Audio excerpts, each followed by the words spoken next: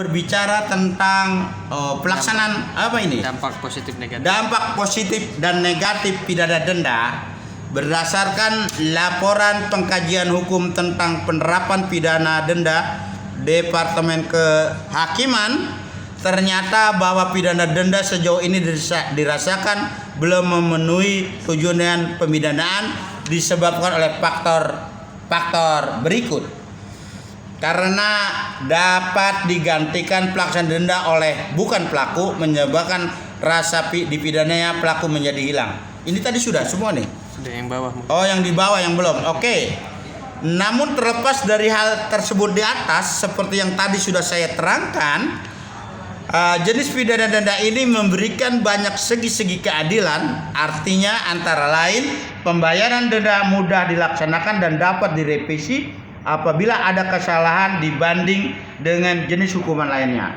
Ini positifnya, oke?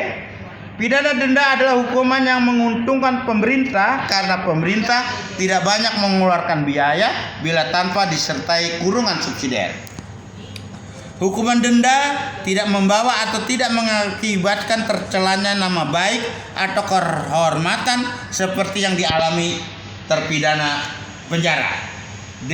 Pidana denda akan membuat lega dunia peri kemanusiaan, lebih manusiawi dengan denda daripada kurungan badan.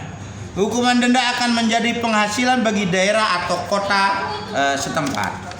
Jadi demikian para mahasiswa-mahasiswaku yang cerdas cendekia, bahwa pidana denda lebih manusiawi dibandingkan dengan pidana penjara.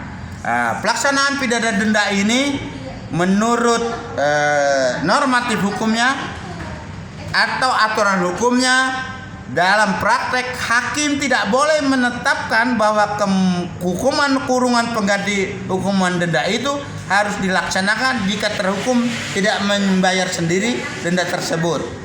PD HR 5 Maret halaman 906 W83 Maret 21 Januari 1907, Lembaran Negara 1842.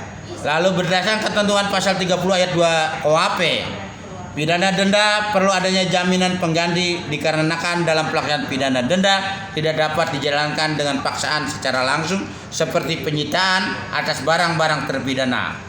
Pembayaran denda dilakukan paling lama 1 bulan setelah putusan. Jadi pada hari ini materi kita tentang pidana pokok dan pidana tambahan sudah saya sampaikan baik secara dasolennya maupun secara desain dalam pelaksanaan prakteknya, bahwa semua itu ada aturan hukum dan mainnya. Lalu sudah saya sampaikan bahan ajar ini kepada grup WA kita, segera dipelajari.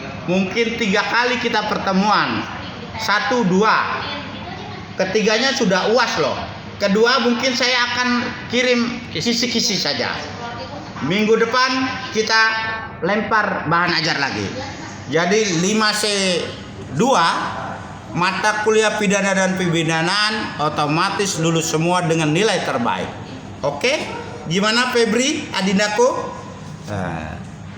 Baik, sebelum saya tutup saya tambahkan lagi pidana tambahan ini. Pencabutan hak diatur di pasal 35 sampai dengan 38 KUHP. Bisa saudara-saudari lihat. Lalu perampasan barang berupa barang yang diperoleh dari hasil kejahatan atau yang sengaja digunakan untuk melakukan kejahatan. Pada pasal 39 KUHP bisa saudara baca dan saudara lihat. Lalu pengumuman putusan hakim yang diatur di dalam pasal 43 KUHP. Jadi semua normatif hukumnya di dalam prakteknya pidana pemidanaan ini merupakan basic saudara untuk menguasai pengetahuan hukum sebagai dasar expert knowledge atau kemahiran berargumentasi hukum beracara. Untuk itu agar diserap baik-baik dalam penulisan skripsi pun akan membutuhkan ilmu yang namanya pidana pemidanaan. Ada asas tanggung jawab, ada asas pidana, ada teori pemidanaan. Itu semua untuk anak-anak pidana pasti diserap nanti. Sampai jumpa pada minggu yang akan datang, atau jumpa di semester depan, atau jumpa yang akan datang. Saudara-saudariku akan jumpa kepada Dospem 1 sebagai Dospem materi dalam rangka penulisan skripsi saudara.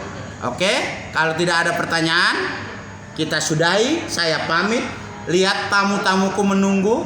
Demi kalian, saya sempatkan waktu saya untuk memberikan materi hukum pidana pemidanaan. Karena kata Febri, Bapak, kawan-kawan kangen sudah jumpa Bapak dengan logat dan gaya pengajaran. Begitu katanya. Nah, makanya pada hari ini saya sempatkan berjumpa para saudara-saudariku. Saparin Novarizal, semester lalu ikut saya juga.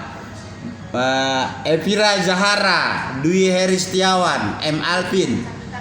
Semua adalah orang-orang yang saya banggakan dan saya hormati, para mahasiswaku yang cerdas cendekia. Pina, jangan senyum-senyum. Izinkan saya mengundurkan diri, saya akhiri dulu perkuliahan saya. Akhirul kalam, wabil taufik wal hidayah. Wassalamualaikum warahmatullahi wabarakatuh.